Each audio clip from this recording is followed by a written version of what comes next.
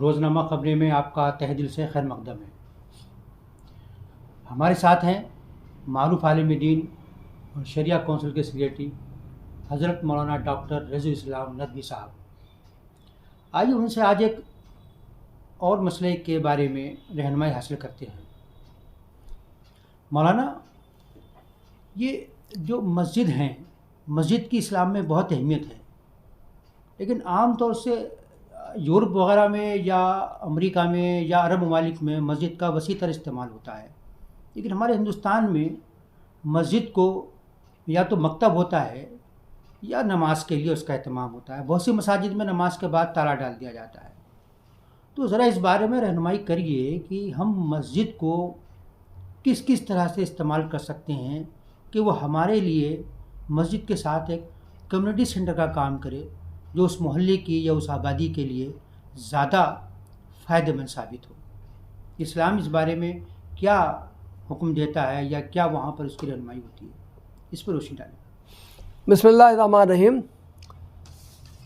ہمارے یہاں ہندوستان میں عام طور سے مساجد کا استعمال آج کل صرف 5 وقتہ نمازوں اور جمعہ کی نماز کے لیے کیا جاتا ہے۔ جیسا کہ آپ نے بھی بتایا کہ 5 وقتہ نمازوں کے بعد مسجد میں تالا ڈال دیا جاتا ہے، اس کا اور کوئی استعمال نہیں ہوتا ہے۔ حالانکہ اسلام میں مسجد کی غیر معمولی اہمیت ہے۔ مسجد کی حیثیت مسلمانوں کے دینی اور روحانی مرکز کی ہے، تو یہ بات مناسب نہیں معلوم ہوتی ہے کہ اس کو صرف نماز کے لیے محدود کر دیا جائے اور دیگر کسی کام میں اس کا استعمال نہ کیا جائے۔ اللہ کے رسول صلی اللہ علیہ وسلم کی سیرت سے تو ہمیں معلوم ہوتا ہے کہ مسجد کا ایک بہت وسیع استعمال ہوتا تھا۔ نمازیں پڑھی جاتی تھی، مسجد ہی میں عدالت قائم ہوتی تھی، اسی میں فیصلے ہوتے تھے، مسجد ہی میں مال غنیمت اکٹھا کیا جاتا تھا، مسجد ہی میں کسی قیدی کو لا کے باندھ دیا جاتا تھا، مسجد ہی میں کسی جنگ میں زخمی ہونے والے کسی شخص کو لا کے ٹھہرایا جاتا تھا، اس کے علاج معالجہ کا انتظام ہوتا تھا۔ مسجد میں خواتین پابندی سے آتی تھی، وہ نماز پڑھا کرتی تھی۔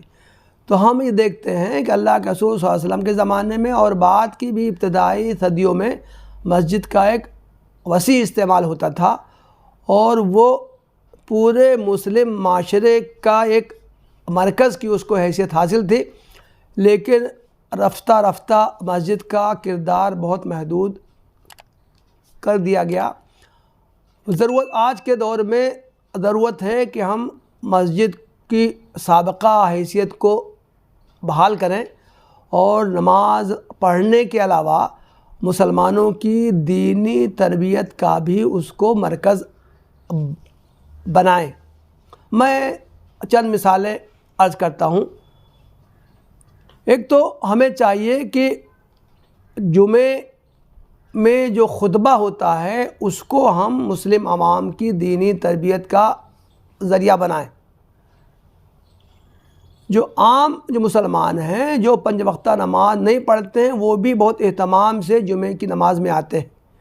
اگر خطبہ جمعہ کی منصوباً طریقے سے تیاری کی جائے، پورے سال کا ایک خاکہ ائمہ حضرات بنائیں کہ مسلم عوام کے سامنے کن موضوعات پر ہمیں اظہار خیال کرنا ہے، اس میں وہ عقائد و ایمانیات کے موضوعات بھی لیں، نماز، روزہ، حج، زکوٰۃ کے مسائل بھی بیان کریں، معاشرتی حقوق کا تذکرہ کریں، کیا حلال ہے کیا حرام ہے یہ باتیں بھی بیان کریں، اخلاقی تعلیمات کا بھی ان کے سامنے تذکرہ کریں۔ تو گویا کہ وہ تمام موضوعات دین کے جو مسلم عوام کے سامنے آنا ضروری ہے، وہ چیزیں اگر ان کے سامنے بیان کریں تو گویا کہ خطبہ جمعہ کو ہم عوام کی دینی تربیت کا ایک ذریعہ بنا سکتے ہیں۔ دوسرا کام یہ کرنا چاہیے کہ ہمیں نکاح کو مسجد ہی میں کرنے کا رواج ڈالنے کی کوشش کرنی چاہیے۔ عام طور سے مسلم سماج میں نکاح کے معاملے میں بہت زیادہ اسراف ہوتا ہے. بڑے بڑے شادی گھر بک کرائے جاتے ہیں, ایک دن کی فیس لاکھوں میں ادا کی جاتی ہے, زیب و زینت کی چیزیں استعمال کی جاتی ہیں, ڈیکوریشن زبردست کیا جاتا ہے. اس طرح بہت زیادہ پیسہ ضائع کیا جاتا ہے. اگر نکاح مسجد میں کیے جائیں تو وہ سادگی سے انجام پائیں گے, فضول خرچی نہیں ہوگی, روحانی ماحول ہوگا. بعض حدیث میں بھی آیا ہے, اللہ کے رسول صلی اللہ علیہ وسلم کا ارشاد ہے, اعلنوا ھذا النکاح وجلوہ فی المساجد, کہ نکاح کا اعلان کرو اور اس کو مسجدوں ہی میں کرو. محدثین نے سند کے اعتبار سے تو کہا ہے کہ یہ جو مسجد میں کرنے والا جو حدیث کا ٹکڑا ہے وہ صحیح نہیں ہے, لیکن بہرحال فقہاء نے یہ بات کہی ہے کہ متعدد فوائد کی وجہ سے مسجدوں میں نکاح کرنا بہتر ہے. تیسرا کام یہ کیا جاتا ہے کہ مسجد میں خواتین کے آنے جانے کے مواقع فراہم کیے جائیں. ہمارے ہاں اس کی بھی ہمت شکنی کی جاتی ہے. یہ کہا جاتا ہے کہ مسجدوں میں عورتوں کا آنا مکروہ ہے, جائز نہیں ہے, مکروہ بلکہ بعض فقہاء نے تو مکروہ تحریمی قرار دیا ہے. وہ کہتے ہیں کہ عورتوں کا گھروں میں نماز پڑھنا زیادہ بہتر ہے. یہ بات صحیح ہے کہ اللہ کے رسول صلی اللہ علیہ وسلم کا ارشاد ہے کہ مسجدوں میں عورتوں کا نماز پڑھنا بہتر ہے, لیکن ساتھ ہی اللہ کے رسول صلی اللہ علیہ وسلم نے مردوں کو حکم دیا ہے کہ تم عورتوں کو مسجدوں میں آنے سے نہ روکو. مسجدوں میں وعظ و ارشاد ہوتا ہے, دینی مناسبتوں پہ سے تقریریں ہوتی ہیں, مواقع ہوتے ہیں. اگر عورتیں مسجدوں میں آئیں گی تو ان کی بھی دینی تربیت ہوگی. عام طور سے مسجدیں جس انداز میں تعمیر کی گئی ہیں اس میں عورتوں کے لیے سہولیات نہیں ہوتی ہیں. اب جو نئی مسجدوں جو تعمیر کی جائیں اس میں بھی عورتوں کے سیکشن قائم کیے جائیں, اور جو پرانی جو مسجدیں ہیں ان میں بھی اگر تھوڑی سی کوشش کی جائے, اہتمام کیا جائے تو ان میں بھی عورتوں کے لیے حصے خاص کیے جا سکتے ہیں.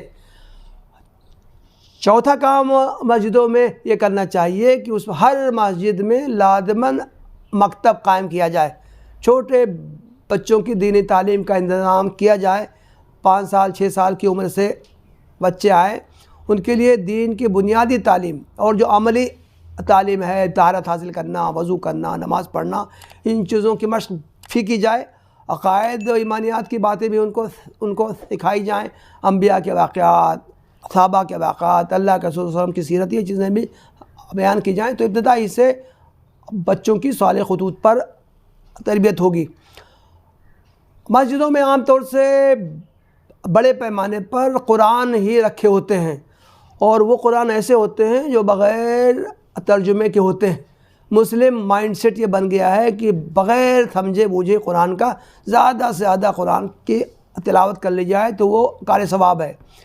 تو مسجدوں میں ایک کام یہ کیا جا سکتا ہے کہ مسجدوں میں قرآن کے ترجمے بھی زیادہ سے زیادہ فراہم کیے جائیں, حدیث کی کتابیں بھی رکھی جائیں, دینی لٹریچر فراہم کیا جائے. ہر مسجد میں ایک چھوٹی موٹی لائبریری ہو تاکہ جو لوگ نماز پڑھنے آتے ہیں وہ اپنے بعد کے اوقات میں, دوسرے اوقات میں ان دینی کتابوں سے بھی فائدہ اٹھائیں. اگر ممکن ہو تو مسجد میں کچھ رفاہی کام بھی انجام دیے جا سکتے ہیں. مسجد کا کمرہ ہو, اس میں کوئی چھوٹی موٹی ڈسپنسری قائم کی جا سکتی ہے. مسجد کو تنازعات دور کرنے کا بھی ایک مرکز بنایا جا سکتا ہے.